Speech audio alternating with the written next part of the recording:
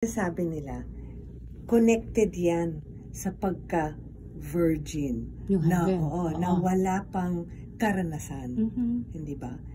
At saka sinasabi nila, pag nabutas na tong hymen, hindi na virgin. Okay?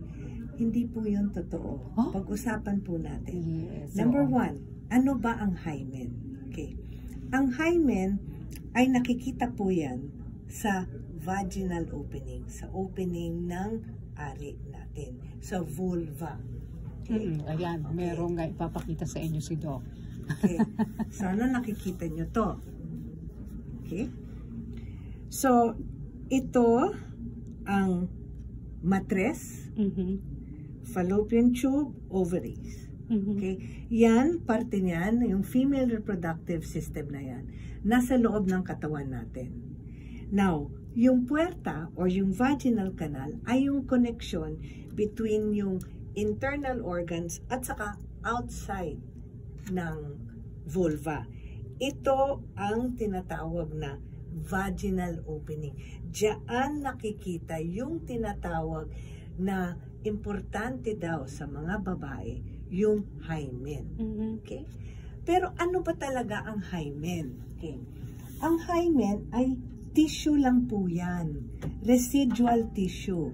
Kung baga so parang kontin lang. Kung baga tira-tira. Tira-tira nga, balat, parang gano'n. Retaso. Retaso ng puerta. Habang doon nagde-develop into the vaginal canal. So, it is actually ang tinatawag nila vestigial tissues yan. Remnant lang yan. So, walang silbi? Correct. So, ang sinasabi nila, when we were growing up, it has a protection. Yeah. It will protect the vaginal opening. Pero habang tayong tumatanda, wala siyang layunin, wala siyang purpose, wala siyang silbi, wala siyang physiologic or medicinal purpose. Okay, so that's one. So, wala siyang pakinabang. Correct. Correct. Okay. Nandyan lang siya. So, anong kulay niya, Doc? The same. Pinkish. Pinkish din. So, pinkish. Hindi siya puti? No. Hindi siya parang kulambo? No, hindi. Okay. Okay, hindi siya. Okay. Picture natin sa isip natin, para siyang thin membrane lang.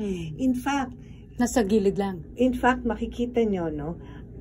Iba-iba kasing korting ng hymen. Ay, iba-iba pa pala yun. Okay.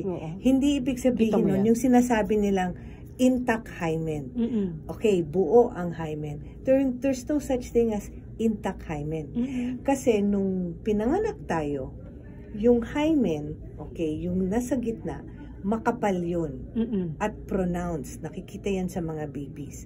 Pero habang lumalaki ang bata, habang tumatanda tayo, yung hymen na yan, okay, sa gilid?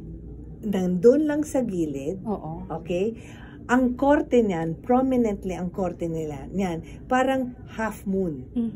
Na a portion of it is more sa baba, sa posterior. Kaya lang, kaya it is not, hindi mo makikita yan. Miski so, kahit silipin mo. Miski na silipin i-close up mo. Hindi mo makikita yan. Okay. So, yung sinasabi nilang intact hymen, there's no such thing as intact hymen. Kasi, iba-iba ang korte, ang hugis, ang laki, at ang itsura ng hymen. Oh, wow. Okay? Now, ang prominent na nakikita, I will show you. Ayan. Okay.